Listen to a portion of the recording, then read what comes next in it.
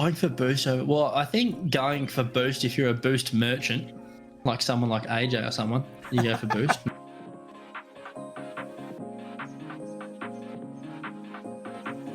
100% of the time. Yes. Always, every second of every game. Ball's going in your net, don't worry about it. Go get the boost and make sure you've got the full 100 to celebrate with the other team.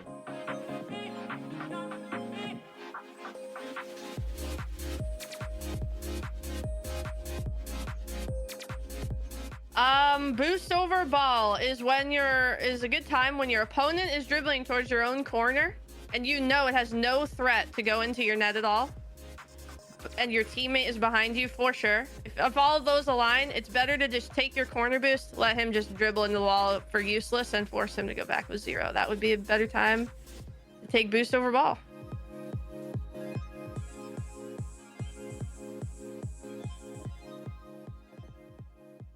If you've ever wondered when the best time to go boost over ball is, you've come to the right place. Hello, everyone, and welcome back to the Boost Over Ball podcast. Today, we are super excited to bring you another exciting interview, this time with Subie, RLCS commentator, analyst, and interviewer. We had a great conversation about everything Rocket League, from his experiences to how he got into esports, and we can't wait for you to hear it. But before we jump into that interview, we got a couple quick announcements. First off, thank you for all your support, for liking, sharing, rating us on Spotify, Apple Podcasts, or Google Podcasts, for interacting with us on Twitter, for joining our Discord, for those of you that did. I wanted to announce that we did, in fact, get press passes for the San Diego Winter Major, so we are thrilled to be able to give you guys a look at what that is going to entail, and hopefully bring you some player interviews and other content that we wouldn't be able to get otherwise. So we can't thank you enough. We will also be announcing on Twitter a ticket giveaway to the DreamHack to Winter Major, not airfare or lodging, but just tickets to the event themselves. If you are interested, stay tuned. Check out our Twitter on that one.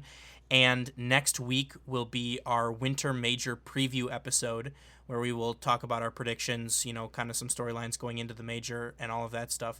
Thank you so much. I hope you enjoy. I'll start it off with, how did you get involved in esports? Well, it was kind of just dumb luck, to be honest. I started playing Rocket League, and I don't even know how that I found out about the RLCS. I don't think at that time, when there were events going on, that it was on like the front page of the game or anything. So I'm not even sure how I found out about RLCS, but I started watching it season 1, thought it was really cool. And I think it was after the World Championships where I was kind of thinking, that's pretty awesome. I didn't even know that was a thing. Prior to that, I wasn't into esports. I've been into gaming and competitive gaming my whole life, but as far as esports are concerned, I watched a little bit of Counter-Strike way back in the day, but that was before it was even a blip on the radar of the biggest map. Like, it was nothing back then. So, kind of had forgotten about it. Seen the RLCS and thought, why not? I'm going to try it. So I hit up a buddy of mine asking if he wanted to commentate with me, and he said yeah. So I went on Reddit, started scrolling around looking for tournaments that were starting out, looking for casters, and came across a post on Reddit that they were starting up an organization. They wanted to run tournaments, looking for anyone and everyone. So fast forward, things were kind of falling through the cracks, so I took that organization under my wings and got us signed up on Smash GG to run our first tournament, got the broadcast up and running, and for the first one, the first couple actually, I was broadcasting and casting at the same time. Oh, wow. So my buddy came along, we were like, all right, cool, let's do this. Not expecting anything. We were expecting hopefully like 20 teams show up. And I was at work that day, and I'm watching the registration just go up and up and up and up. And eventually I had to close registration because we had upwards of, I I think it was like 128 teams that signed up. Oh my So god. it got to the point where it was like, okay, we got to stop this, or else this tournament's going to go all night long. So, we stopped it, and I mean, the nerves of that first broadcast of like, okay, well, I'm going to do something I've never done before in front of, I think we had maybe 100 viewers. So it wasn't anything huge, but in my mind, it's like, oh my gosh, like 100 strangers. I've never done this before. So just trying to break out of my shell was one thing, but after the first hour, it was like, oh, this is really cool. This is really fun. I enjoy this. So it was just something that I looked forward to on Saturday nights after I got off work. Get online and talk about this game that I thought was super innovative, super unique. It was one of those games where I thought, this is something that can break through the ceiling of esports and traditional sports, because it's so easy to pick up on. And yeah, after that first one, I just fell in love with talking about this game. Yeah, I mean, it at least to me, it shines through in the commentary and the analysis that you bring on the main broadcast now. But I mean, I see where you're coming from. You're like, what, why do 100 people want to listen to what I have to say? Who am I to? Oh, it's still like that. Yeah, there's always like that imposter syndrome. 100%. I have that before every broadcast of like, they want me to do this? Like, okay. And then I look around, especially at live events, and I look around and I see absolute goats all around me. I see Shogun, I see Johnny Boy, I see James Bot, Wave Punk, Leaf, all these guys that I looked up to for so long. And being able to not only be in the same room as them, but also be on the same broadcast. Yeah, there's times where, yeah, I have some mental struggles where it's like, I don't deserve to be here, but somehow, some way, I'm still around. Yeah, I think it was Callum that talked about that, like around like the time that Worlds came out, like the This Is Rocket League, and how it's changed his life, and kind of the mental, I don't know if struggles is the right word, but the mental like hurdles that you have to like come to terms with, the fact that like your voice and your name will always be associated with like Rocket League esports, especially RLCS. Yeah, especially for him. I mean, the most iconic call of all time, and for him, he's such a down-to-earth guy. Like when you hang out and talk with him, he's nothing like his personality online. Like you would think he's this loud, arrogance the wrong word, but just confident guy, just walking around knowing he can do anything and everything. And when we hang out, he's just the coolest, calmest, most down-to-earth guy. Completely different than how he is online. It's kind of bizarre. Yeah, I mean, I can see that, but like certainly regardless of who you are, regardless of what you do on the broadcast, the enthusiasm, the like how genuine you are, and like the genuine excitement comes through. And I think that the RLCS broadcast team, you especially, that's one of the things that you guys do the best. Like you really are enjoying being there. And like I think people need to realize like it's not lost on anyone. Like that's why the broadcast is so good, because everyone thoroughly enjoys what they do. I appreciate that. That means a lot, and we all do. And I think that's why we've all found success in the scene, and also we've found success as a team together. It's kind of rare from what I've seen, and I don't, like I said before, I never watched esports prior to RLCS, and I still don't watch any other esports. Like all I watch is Rocket League, and outside of that, it's basketball and UFC.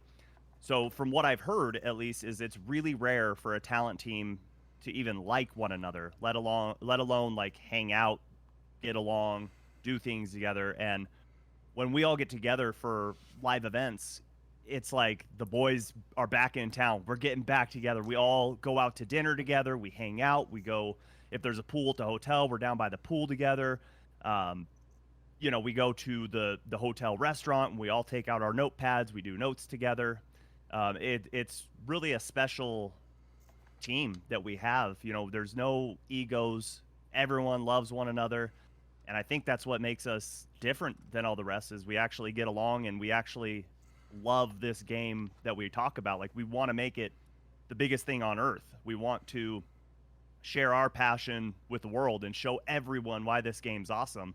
And, we all started for the right reasons. Like, none of us were chasing money because at the time there was no money to be had. So it was just like, no, it's just something we like. And somehow we've all kind of fallen in the same room together. And it's honestly like, it's such a blessing to be around those guys and just have the camaraderie that we all do. Yeah, I mean, so the World Championships in Texas were the first live event that I was lucky enough to go to. Like, for any esport, so I'm a collegiate Rocket League coach as well, and I mean, I've been to like a small tournament for the small school that I coach, but nothing like that. And they show those like the little short videos at intermissions of like you guys hanging out and just seemingly enjoying like just being there and being around the other people. And so I was always curious, I mean, I assume that like a lot of them are friends, but I didn't know how, like, what that bond kind of was for you guys. Oh, we always, for whatever live event it is, we'll make like a Twitter group chat or Discord group chat, whatever it is, for those going. And I mean, that thing is popping off anytime the broadcast is offline. Like, we're all, hey, what's the plans for dinner? What are we doing now? What are we doing now? And yeah, I don't think there's one person that dislikes another on that crew. Like, we all genuinely like each other. It's really cool to just have friends that not only share the same passion, but have the same kind of goals and values in life. It's special. I can imagine. I would also think that, potentially the people that are, going to understand what you're going through are the people who are also going through the same things. So I imagine with any like mental issues or challenges that you have, you always have a group of people to like run it by or to get advice from. Yeah, just having guys to lean on. Like, I can share from the World Championships in Texas that Sunday. Myself, Cole, and Stumpy, we were commentating together, and we got the schedule and found out we were the opening match of the day. And Cole and Stumpy, I mean, two of the greatest guys ever. I love those guys. Even though they're British, they're great. But, they said, hey, we normally will catch from the desk and we'll open, but this is America. This is the World Championship. Like, you deserve this. You do it. And I'll tell you, I started having a panic attack. Normally, I'm like, whatever, we're going on, no big deal. But I don't know why, but it was like, okay, I can't, like, this is Championship Sunday. I'm going to be first match of the day. I can't trip over my words. And I just started hyperventilating. I was freaking out in the back. And, I mean, everybody has gone through that. But those guys, I mean, they truly, truly calmed me down. They're like, hey, you're good. Like, hey, drink some water, eat a little food. We're going to be cool. We're right here with you. Like, if anything happens, like, if you stumble at all, we'll be right there to pick you up. So having guys like that you can lean on, that have gone through the same thing, so they're not just, talking out of their ass. They know what they're saying. It truly means a lot. That's awesome. And I didn't notice. Such a well put on event in general. Appreciate that. Yeah, thank you. But you gotta try and hide those emotions sometimes, the highs and the lows, because it can get out of control really quick.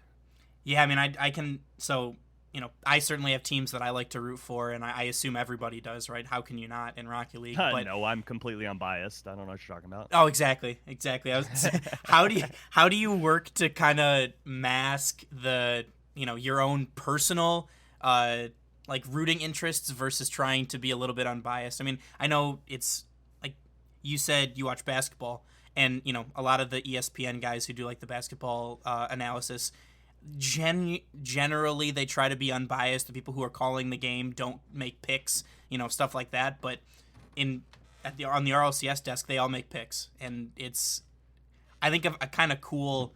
Like, you get to see a little bit of the emotion behind it, and some of the picks are emotional based instead of being unbiased.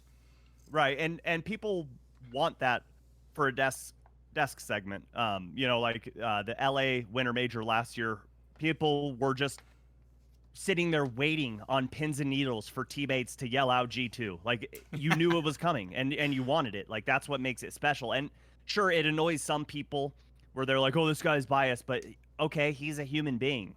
At the end of the day, he's just rooting for his team. Like, we're all here doing the same thing. But when I am on the mic during a cast, during like a game, I know that that's not what people want to hear. Like when I'm watching the UFC and they're just talking about this guy the entire time, how great he is, and he's sitting there with 2 black eyes and a bloody nose. It's like, no, are you watching the same thing I am? So I don't want that to come across when I'm commentating. You know, I don't want people to say, oh, this guy's just a Reynolds fanboy. He's going to just root for him and talk about all of his good things and never his bad things. And I think it's good to have those teams or players that you like, but you can't just talk about the good. So, like, for Reynolds, like, he knows, hey, I've told him, like, hey, you're one of my favorite players. He came up the rival series. He has worked his butt off to get where he is, still working his butt off. But I think that's what makes that relationship special, is because I can talk about how good he is, but he knows that if I do talk bad, it's not personal. Like, this is my job. I've got to do what I got to do. And if you made a mistake, I can call it out. And honestly, it makes it a little easier when you have that relationship with a player or with a team to where they know, like, okay, this guy's not just like being a jerk for no reason. You know, he's calling out what I did wrong. You know, it's got to be done. And I don't want the fans to ever think like, oh, this guy, I'm going to mute the stream because he's just going to root for this team. Like, that's not my job. My job is to break down the plays, try to explain what happened, why it happened, how it happened, and also, you know, create some exciting moments at the same time. But I never want to make it to where people don't want to watch because they think, oh, this guy's going to root for a team while he's commentating. Yeah, I mean, I that makes sense, and I can see the, you know, the differences between, like, if you're casting it versus if you're on the desk. But I mean, some of that emotion, like you said, is awesome to see in Rocket League esports, because, you know, love him or hate him, T Bates is a G2 stan, and, you know, you can expect that from him, and he'll rile the crowd up with it, and, you know, he's got some hot takes, but, you know, that's why the people that love him. Yeah. So everybody's kind of got their own thing. So I'm glad that the broadcast team allows it to shine through the way that they do. Yeah, I mean, it's really cool that Psyonix allows us to be individuals and let our personalities shine through. You know, they've never tried to kind of reel us in or I guess censor what we say. It's nice to just be able to go out there, be yourself, and know that that's what they want. Yeah.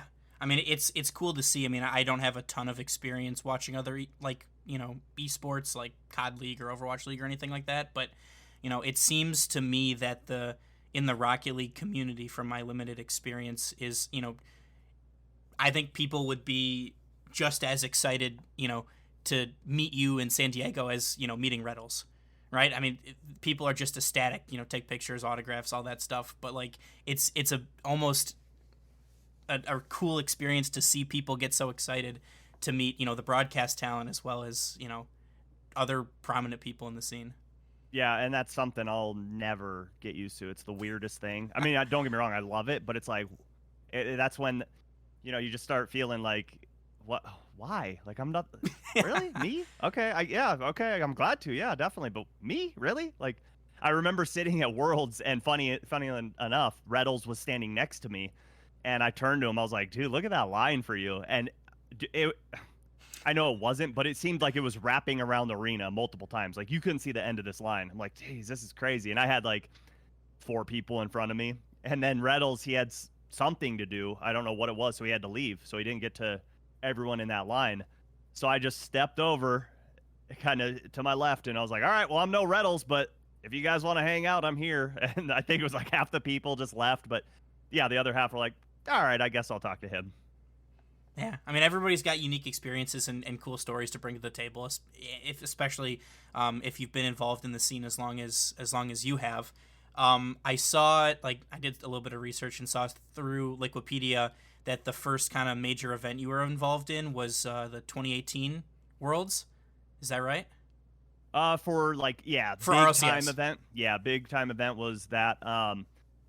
Prior to that, I had done the promotional playoffs for RLCS and Rival Series, and that was really special and cool because we got to work. Well, those of us that were selected, we got to work with some of the RLCS guys. So, you know, I got to cast with Findable Carpet wave punk, and that was one of those things where it's like, okay, I can barely even breathe because I'm sitting next to this guy. You want me to work with him? Okay. But yeah, as far as I guess what would it be considered S tier events? Yeah, that was the first one, going to Las Vegas, and yeah, I got to work with Stax on that one. He was my co-commentator, and super special moment for sure.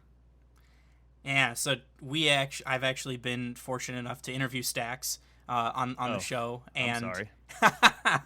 Funny, Karma said the same thing, but he talked about that 2018 finals, like commentating there, and like you got to witness firsthand the C9 dream run, finally taking down Dignitas.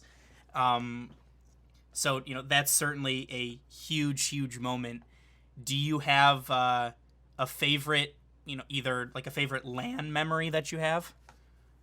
Yeah, it's got to be the Winter Major in LA last year. Getting to do interviewing for the first time, and I'd never done it other than on like online broadcasts where it was the whole desk. We each do a question and it just went around. But outside of that, I'd never done interviews, and we needed to do live interviews. So during the group stages, our boss at the time just kind of rotated us all through, and after I did it, he was like, hey, so you're good at that. Do you want to keep doing it during this event? Yeah, sure. And getting to be up there with G2 after they won it, with the confetti and the sparklers going, and just being a part of that moment, it's so cool. I mean, I'll never be able to top that, I don't think. It was just awesome to see JNaps get to lift his first trophy. It was just so special. Okay. Yeah, I mean, that's an awesome one. Is that like your favorite LAN memory? Would that be different than your favorite like RLCS memory? It's a good question. I don't know if I have a favorite RLCS memory. There's been so many, and it's just too hard to. It'd be too hard to pick them out. It's kind of like picking a favorite kid. They're all special for their own reason. I mean, there's so many big moments, like Team BDS getting into the RLCS, and me and Stax talking about this team. Like, no, these guys are legit. Like, they're not. It's not just rival series. Like, you wait and see. And then they took the RLCS by storm. Like, moments like that where teams come in and just, oh, it's a rival series team that they don't matter, and then coming in and just dominating the scene. Seeing the peeps dominate at DreamHack, I mean, that was amazing. Seeing Reddles get up on that table.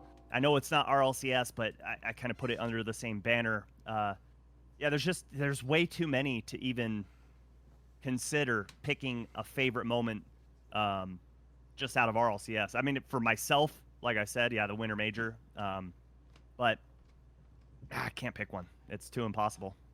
Yeah, I mean, there's certainly been a lot of crazy moments, and like, I mean, I feel like not enough people at the Worlds were talking about, BDS and, Extra in particular, right? He come up from the rival series, and, being a part of that Monaco team that went 0-12, and then less than 2 years later being world champion. Like, yeah, that it's an awesome storyline, and I you're right. I was kind of hoping that, selfishly that you'd give an RLCS memory, but I totally get it. There's been so many incredible things that have happened in such a short amount of time. Yeah, I mean, if I had to pick a favorite, like if I have to, and it's probably like the easiest answer ever, but seeing Garrett win the World Championship, I mean, that moment will forever be etched in my brain with him, like that sheer joy. And like you could just see like the moment where it came across his face where it was like, I did it. I made a goal for myself and I did it. And him breaking his glasses, like that moment was something special. And I think everybody that's a fan of RLCS, that's like top 5 at least, because you're rooting for this guy. He's been around since day one, and you just want to see him succeed, and he finally does it. It's really special. Yeah, no, that's a fantastic one. I mean, I certainly remember, I wasn't watching RLCS back in season 1. I think I tuned in maybe like season 3 or 4, but, that's up there. You get the the C9 beating Dignitas. I remember screaming at my even the year before, right, or the NRG Dignitas series, screaming at my at my computer screen when Justin scores and stuff like that. So there's so many incredible moments and memories. So thank you for sharing one. Of course. So the next question, and this is one that I'm curious about for everybody, because Stacks had an answer for it, and I can't even begin to imagine what it would be like. But the crowd, right? So how do different crowds factor into your commentary and analysis style, or how much do they play into the way that you approach things? Honestly, it doesn't. I try not to let that affect me at all, because I don't want to go out. For example, I did a dream hack back in 2019, I think it was. It was right before COVID happened. It might have been 2020. I think it was DreamHack 2020 Anaheim. And there's, I don't know, 40 people in the audience watching Rocket League. And I'm going to approach that the same way as if I were picked to commentate the grand finals of a world championship. I never want people online that are watching to think, oh, something's different, and then look at the crowd like, oh, well, that's because there's only 10 people there. That's boring, sucks, and turn it off.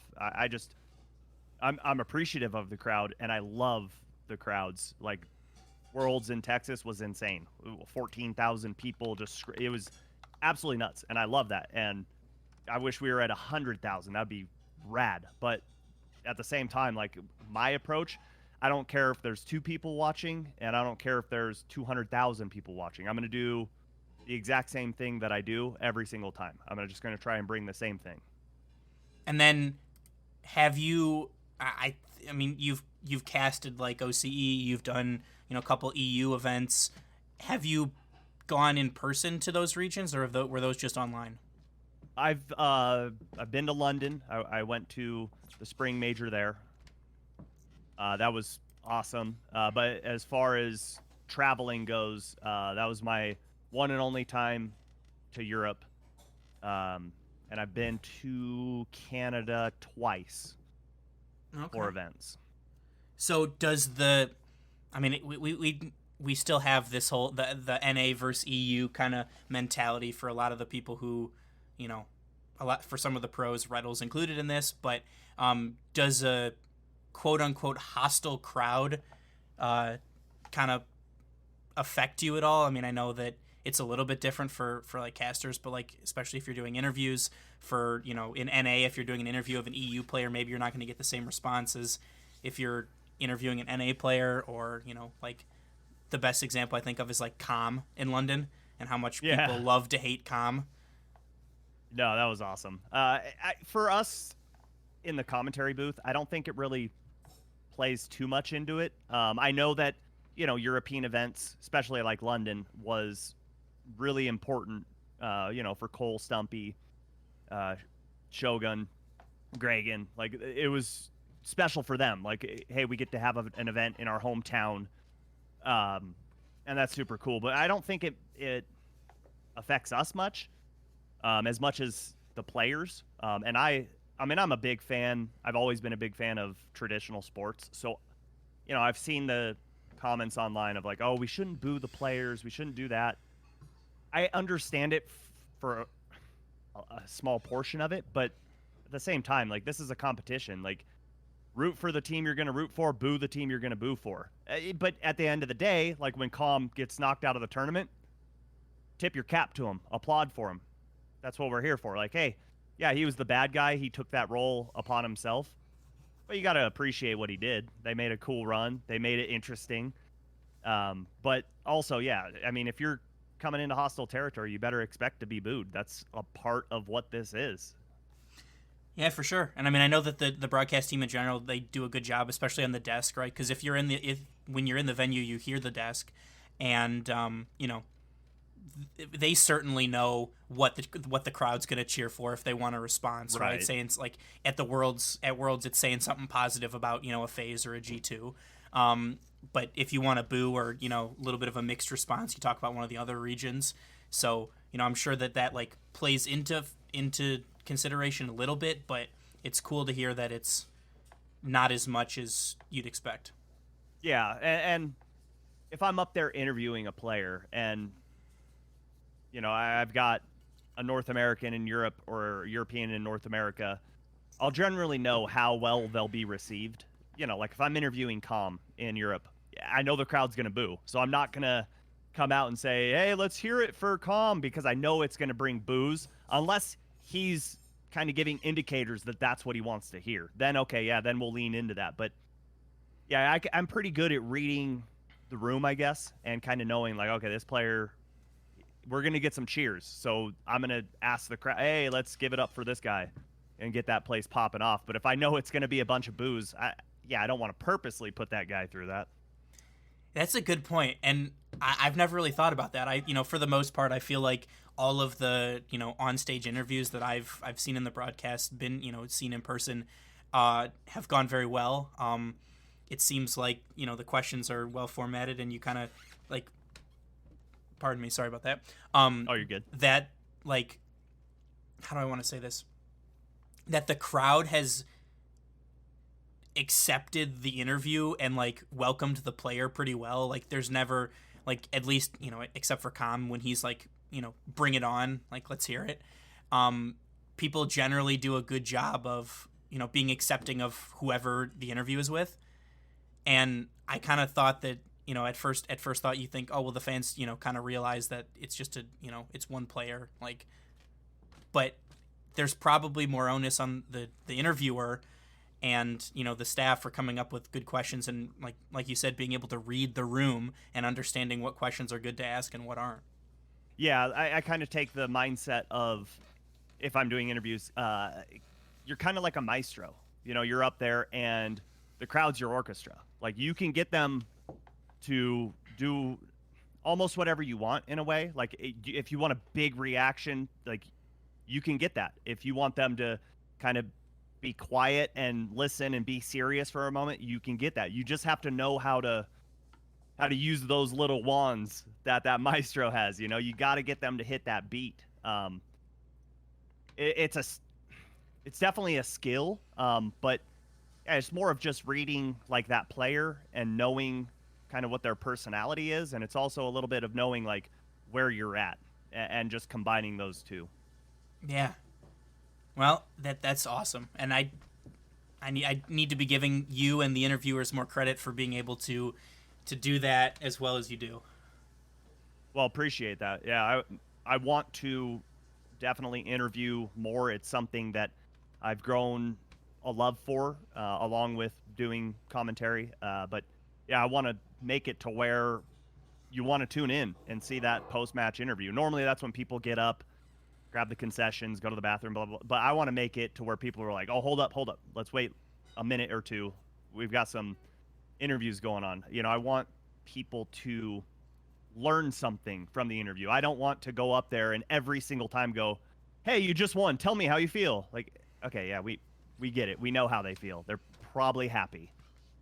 Like, that's not really that unique of a question. So I want to go up there with questions that are going to let the audience learn something and myself learn something. Like, I'm asking questions where, like, I'm genuinely curious. I want to know. Like, I want to get inside this player's brain and learn how they tick. Like, why'd you do a certain thing? What's going on? Like, we don't get behind the scenes. We don't get to pull that curtain back. And as an interviewer, that's what I want to do. I want to pull that curtain back to where people will go, oh, dang, that's behind there? That's really cool.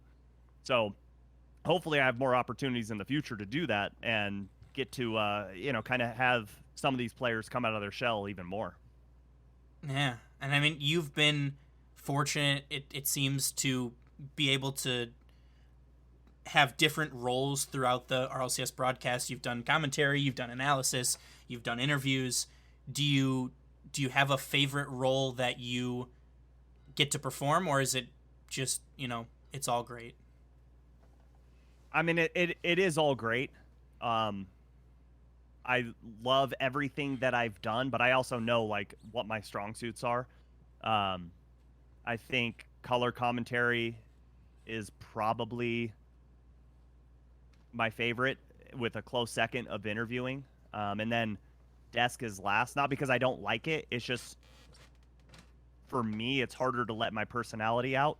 And I know guys like Stumpy, CJ, T-Bates, Wavepunk, like those guys, Gibbs, I mean, they make that desk their own. Like, that little portion of the desk they're sitting at, they've paid rent, and like I can't afford it up there. Like, I love it, and I'll take it anytime I can, but it's just like, I always feel so out of place. Like, I just feel like that is the one spot where the imposter syndrome is real. I'm like, oh, damn, I don't fit in. I don't belong. Something I definitely strive to get better at. But, yeah, being in the booth, sitting next to anybody, I mean, everybody's great to work with, but especially Stacks. Like, if him and I are on the call together, I feel as comfortable as can be. Like, I know that him and I are going to crush it. So what would you say, you kind of bring up a good point, another question for me. What do you think is the biggest difference between, you know, being like on the desk and like doing analysis versus doing like commentary or calling a game? Commentary is right here, right now. And you're building up storylines at the same time, which Stacks is fantastic at. I mean, that guy's watched wrestling since he's been in the womb, so he knows what storylines are all about. So being up there with him and being able to kind of bounce like the storyline back and forth with one another, but then also like, okay, the play just happened, and I can tell you, or I can try to tell you why it happened, how it happened, what happened, like break all that down. It's super simple because I just saw it. Whereas the desk, it's a lot of memory. Hey, remember back in 2018, this happened? Or hey, the series yesterday that they played in game 3, and for me, memory is not my strong suit. Like, if you play the memory match game with the cards where you got to flip one, then you're like, where's the other one? Yeah, my 5-year-old daughter can beat me at that stuff. Like, my memory is not great. I try my best, but that's the big difference, is you've got to be able to, like, remember past matchups, where their strengths are, where their weaknesses are, how it's going to translate over to this team.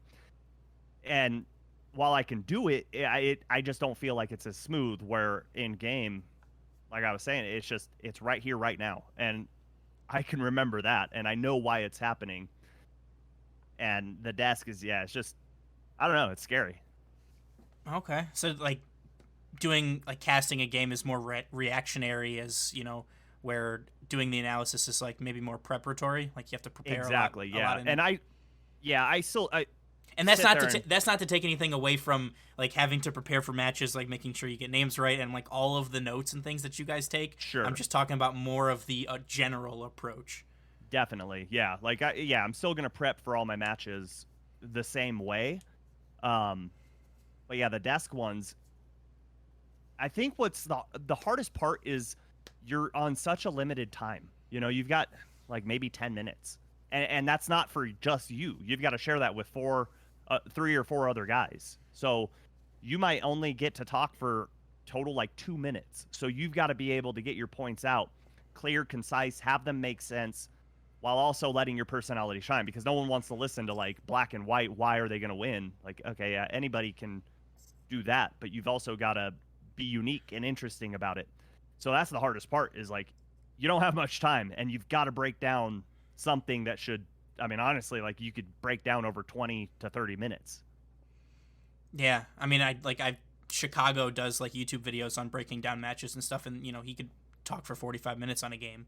Yeah. And so, like, it's on, you know, really the desk to get people hyped for the series that they're going to watch. Yeah, and that, like, in a series, you know, if I have, I'll write down points that I want to bring up in the series, whether it's a team's defense, what makes them great, offense, midfield, what this player does well, and we could go all the way through 3 games, and I haven't hit those yet, but I know, like, okay, I have at least one more game, like, we're good. I can get this stuff in. Whereas, yeah, the desk, it's like, damn, I took all these notes. I wanted to hit these bullet points. I didn't even hit one. Like, that, okay, that sucks. But, yeah, when I'm in the casting booth, like, I can sit there when Stacks is talking or whatever, look down and like, oh, yeah, that's right. I wanted to hit this point, and wait for the perfect moment. Like, a big goal to happen and like, oh, look at this. This is exactly what I wanted to talk about. Let's transition into that. Yeah, and I feel like you probably have like a little bit more control with being, generally two people doing like the casting, and like where if you're on the desk, right? Like you got your points written out, and like the conversation could tail off in a different way that you like weren't expecting, and all of a sudden, now your points are, or for example, like CJ, hit one of your points, and all of a sudden the conversation's away, and you can't go back to the others. Exactly. Yeah, and during those live events, it's Wave Punk on the desk, and he's leading the charge. He's taking us, along the path of where we need to get to. Like ultimately, we got to get into game, and there's bullet points we need to hit, and maybe the point I wanted to talk about would make absolutely no sense. So it's like, well, that doesn't work. And like you said, yeah, someone else might talk about the point I wanted to. So then it's like, well, what else am I going to talk about? And just thinking of things on the fly, which that's not a big deal because that's what the job's all about. But trying to then make sense of something else that you might not have prepared for, that's a whole nother beast. Oh, and I'm sure it's probably a little bit aggravating. You're like, I did so much work and research that point. Dang it. Like, I'm happy that you're making the point because it's a good point, but damn, I really had this one. Yeah, no, there's definitely times where that happens, but that kind of goes back to what we were talking about earlier, where our team is great. Like we sit together and you might find something that is unique and really cool to talk about, and you're like, ooh, my precious, I want that. But at the same time, we're a team, so I'll gladly share notes with people. Like, hey, what do you got on this team? Like, oh, I got this, and if they use one of my points, that's awesome. Like, it makes the whole broadcast better. Like, that's the whole point of this. So, yeah, I mean, I've taken millions of things from Stacks. He'll bring things up. I'm like, can I say that? Like, oh yeah, I don't care. So it's what makes our crew special. Yeah, no, that's awesome. I can't imagine having to think on the fly like that and fill not like the dead space, right? But like, I mean, people are there to see the matches, right? But like, at least for me, I enjoy the analysis and the more like in-depth stats that the desk brings and some of the like storylines and points that they have. But I mean, there are some people that are there just for the matches. Like that's what they're there to see, and they don't care about anything else. And that's where those fans, that's where broadcasters and commentators make their money, is that dead air. Like, you're not always going to have a match, and things don't always go smoothly. You never know when you're going to have to sit there and fill dead air for 2 minutes, 5 minutes, 10 minutes. I mean, I remember back the first event I did in Canada. It was a North American Rocket League Invitational. And I remember sitting there with Jorby, and we were casting, and all of a sudden we hear, oh, we've got to take a little break. We got to take a pause. So him and I just started talking, and 20 minutes later, they never told us to throw to break. So we can't, you don't decide to throw to break. That's on production. Like, they've got to be ready to be able to do that, because if you say, here we go to break, and they're not ready, the camera's going to stay on, and you're going to sit there picking your nose. So yeah, him and us sitting there for 20 minutes filling dead air. And like you said, it's not an easy thing to do, but as long as you've done your prep work and you at least have some things to talk about, that's where you can fill it in. And that's where you're not going to lose those viewers that just care about the matches. Like, they'll sit there and like, oh, okay, we're talking about like their shooting percentage. Like, yeah, it's something so basic and simple, but I can build something out of that. I could talk about it for 5 minutes. But yeah, that prep work comes in key when you have those dead air moments. Oh, I'm sure. I mean, it wasn't until I started coaching competitive Rocket League that I kind of started to get more into the advanced metrics and the stats, and like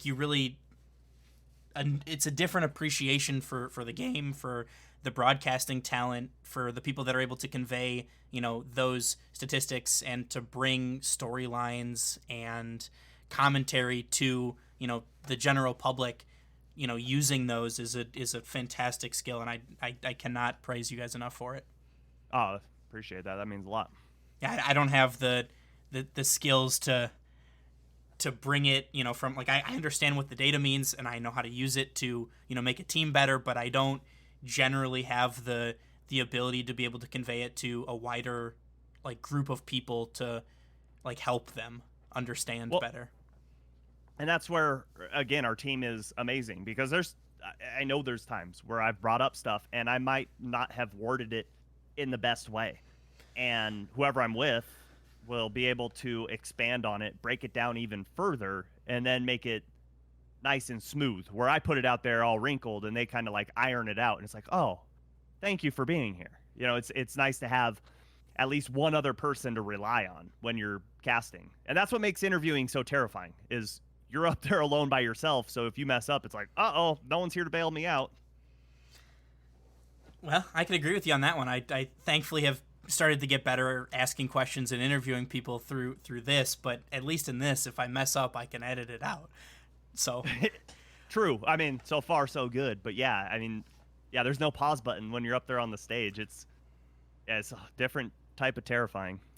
I can't even begin to think about that. So You just gotta smile through the pain. Oh, I'm fine. I bet. It's like the meme, like the kid on the bus when everything's on fire. Or everything's fine. Yep, I'm fine. It's all good. But yeah, so moving away from analysis, casting, interviews, I wanted to try and corner you into making a prediction for San Diego. Uh-oh. So what we generally do here on the show is we'll do like one, like prediction, like on who do you think might win, and then like one hot take. So for instance, the one that comes to mind for me is the Winter Cup, the EU Winter Cup. My hot take was that Team Liquid make a grand final, where most people weren't talking about something like a dark horse kind of prediction that you personally think would happen that maybe is not being talked about in the general public. Okay. So which one do you want first? Whichever one you want to do first. Ooh. It's a tough one. This is going to be a really competitive major. I know they all are, but I feel like this one is going to be sweaty through groups for sure. I feel like there's only one group that's a little weaker than the rest, where I think... Are you talking about the group of life? The group of life. Yeah. Who's your group of life? Let's see if we align. Oh, I think that it's Group C. Yep. Okay, we're on the same. And who do you have coming out on top of that? So that's a tough one. I think Liquid's coming out on top. Okay, we agree. So actually, I think Liquid will, come out on top, but Team Secret's really good. But yeah, I think Liquid's going to come out unscathed on that one. I think they'll be 3-0 for sure. Yeah, I mean, it's certainly like the group draw has certainly made it extremely interesting, right? You look at Group A, like I personally think it's the way that we've seen them playing recently. I think it's FaZe's group to lose. Yeah, but G1 has looked nasty at times. Yeah, I mean, I think it's rather unfortunate for Crew to draw into this group. I think that yeah, they're for sure. Hey, we've seen crazier things before, but we've seen G2 not show up in key moments. But I think Crew out, FaZe take that group maybe. Group B sucks. If you're in that group, even if you're Carmine Corp, it's like that group. There's not one weak team. No, it's a meat grinder. Yeah, with what we've seen from Vitality, yeah, they've been super low and obviously super high, but when they're at their highest, they're so dangerous. They can beat anybody in the world. And I mean, same thing with Dignitas. I've been a Drees fan since day one, since he was on G2, and when they kicked him, I was like, what is this team doing? Obviously, it worked out for G2.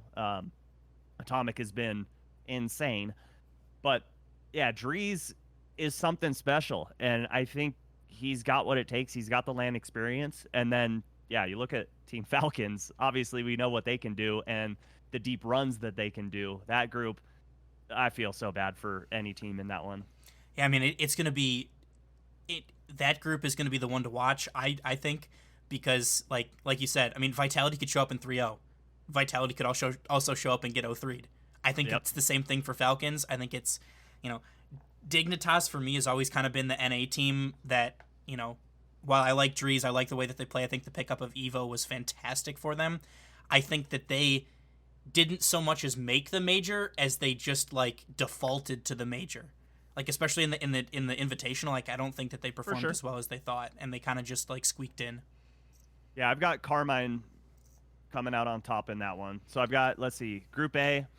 I mean, I think you have to pick FaZe just based off of how well they've been playing and their consistency and what role Diz has done for them. And then I think Crew gets knocked out. I would say Group B, got to put KC on top. And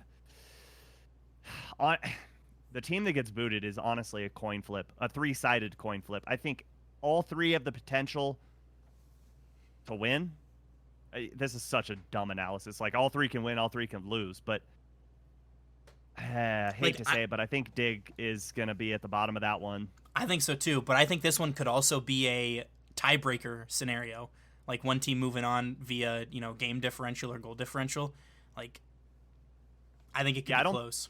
That would not surprise me in the slightest. I could totally see that happening. Group C, I'm going to put Team Liquid on top, and I think Gaming Gladiators are going to be at the bottom. Group D, another very interesting one. I'm going to put Gen G on top, and it's so tough. This is another tough one. I feel like all three of those teams are so evenly matched. Oh, boy. You know what? I'm going to put... I think Pioneers are going to get booted out of that one. Okay. Hate to say it, but... Yeah, I am in agreement with you on that one. I think that Pioneers came out the lesser after kicking Super Lucky, and Ground Zero picked them up. I mean, they were barely able to win a regional in their own, in their region after being, kind of the undisputed number one. I think that they decreased their team success by kicking Super Lucky. I don't see them getting out. Yeah, I don't either. I think Complexity's been playing way too good lately. They seem to have figured it out. CRR has been completely unlocked, and I refuse to ever bet against Rise at a live event. Like, that dude, like he said last year in London, he's just got that ice in his veins. I mean, he's just an enigma, right? It's like you show up and they get swept by KC, or they show up and sweep everybody. Yeah, it's like, wait a minute. I think the big factor for that team is going to be Joria's, because of the lack of success that he's had at live events back when he was on Dig. I think if they can get the first couple wins, it'll be really good for them. He needs that, because the pressure that is on him right now to perform, I think, is a little understated at the moment. I would tend to agree with you on that one. And then kind of the last major storyline that I think people talk about from groups is, will Gaming Gladiators take any matches?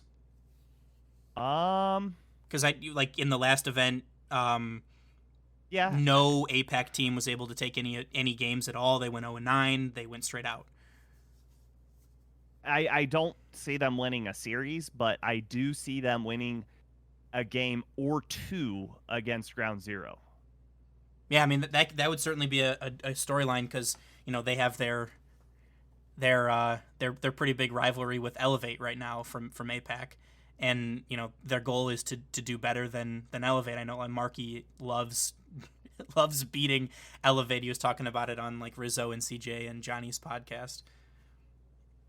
Yeah, unfortunately for the Gladiators, they face Ground Zero in round 3. So Ground Zero is going to be nice and warmed up after that, playing Team Liquid and Team Secret. I mean, both of them are, but I think that benefits Ground Zero more.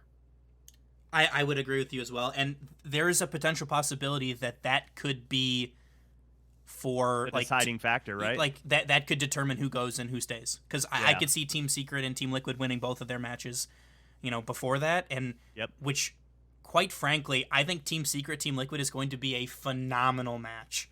Oh, definitely. Especially if we see the regional winning Liquid team as opposed to the quarterfinal Liquid team. Yeah, and the mechanics of that one are going to be insane. I mean, seeing like KV1 go up against Oski, it's going to be super fun. Yeah, I mean, if I had to pick a favorite EU team, it's Liquid. Their play style is so unique, in my opinion, where all three of their players are extremely mechanical, but the team plays are still there. Their rotations are super clean and tight. They are not necessarily solo playing to score, as solo playing to outplay so their teammate can score. Yeah, I don't have a favorite because I'm unbiased. That's fair. No, Makes mine sense. would, going into this event, if I had to pick one that I guess I would be kind of rooting for, which I don't think I'm allowed to, but whatever. Probably G1. I would love to see Mark by 8 find some success. I know he's a technical world champ, and he's had a bunch of success with Team BDS, but to find it on his own, especially after Team BDS failing to make this event, would be pretty cool. And you gotta love the run through the tiebreaker, winning 2 series in their tiebreaker, performing exactly, doing exactly what they needed to do when they needed to do it. Like when all the pressure's on, all the lights are on, everyone's watching, and you still do it. That's clutch. Yeah, it'll be really cool to see them take that stage if they make it to the stage. Yeah, I hope they do. But if you had to pick one team that you think is going to win the event, who are you picking? I think this is gonna be a shock because I think I would side with Gen G or FaZe, but I'm gonna go with Carmine Corp. I just think with the way Vatira has been playing, and they kind of got those first LAN jitters out, I think they're gonna be pretty hard team to stop. As long as they can keep their cool and not let their emotions run high, I think they'll be fine. Which is going to be hard for Vatira. He normally pops off on that stage if he wears his emotions on his sleeve. But if they can keep it all, kind of calm, cool, collected, yeah, I think they're going to take it by storm. Okay. And then do you have a hot take?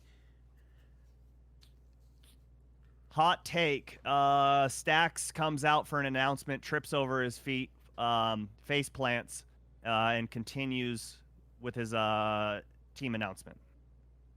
That's fantastic. No, let's see. I'd owe you a lot of beers if that one came true. Let's see. Hot take. Would it even be possible for that to happen? Yeah, actually it would. I'm going to say that we're going to see an all-EU final with Carmine Corp and G1. That's a good one. I love the specific hot takes.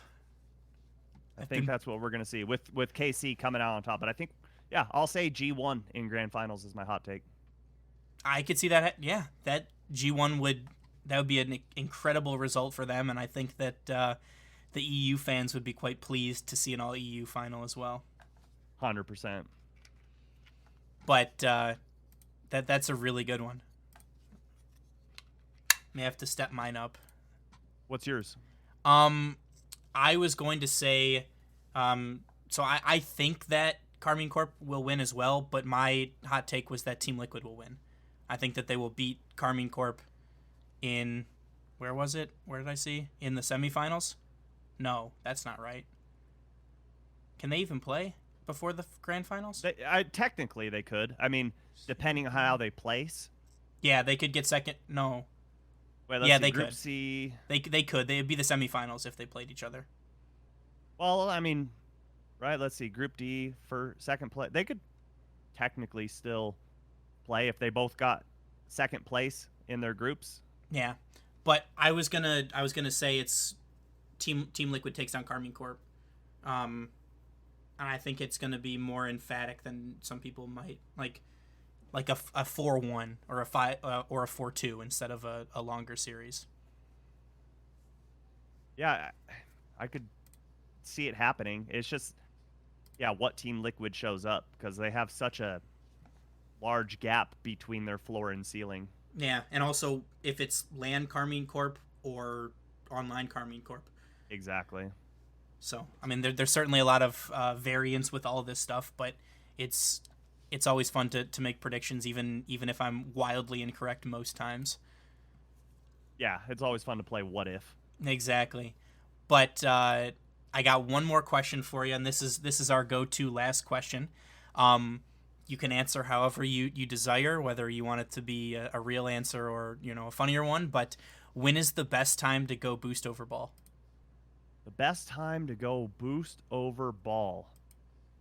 I mean, obviously, the real answer is when it's not going to put your team at a disadvantage. I've seen so many times where you see the last player back, and he knows that he's going to be 1v1, and he goes for that big boost and leaves the net wide open. Like, those are just brain dead moments. Dang. I can't think of a funny one. It's so hard to be like, hey, do it, when my brain's not firing on all cylinders. I need another cup of coffee. I would just, I'll stick with my real answer of when it's not going to put your team at a disadvantage. That's a good one. Yeah, stacks was 100% of the time you need to have 100 boosts so you can celebrate with the other team. That is a total stack. It does not surprise me one bit. That is very, very creative, and that's why he's really bad at Rocket League. That is I a always good bag one. on him, and I guarantee you people think that, there's some beef between us when realistically him and I are probably two of the closest guys on the broadcast team. It's pretty funny. I mean, you got to throw it out there a little bit. Well, that's what, we're both older guys, and I mean, that's how we show our affection, is by making fun of each other. Is it? I'm for it. That's what happens with me and my friends. I get it. But thank you so much for taking the time to come and answer some questions and talk to me. I am beyond excited that you agreed to do it, and I can't thank you enough. Oh, anytime. Yeah, no, if you ever want to do it again, just let me know. Talk about whatever. Doesn't even have to be Rocket League. You just let me know. Okay. Well, I take it you are going to be at San Diego? I will be at San Diego. It is confirmed. I'll be driving down, so no flight for me. Yay. Oh, man. We're bringing the wife with me. We'll be ready to have a good time. That's awesome. Well, hopefully I will see you there. I will be bringing some stickers and things like that. So hopefully I'll get to say hi. We can get a picture, and I will buy you that drink if you do want one still. So I'll take it. Yeah, I'll have a glass of wine or something after the day's over. Nice. Well, thank you again. I hope you have a fantastic rest of your day, and hopefully I'll see you in a couple weeks. Yeah, likewise. Thanks, man.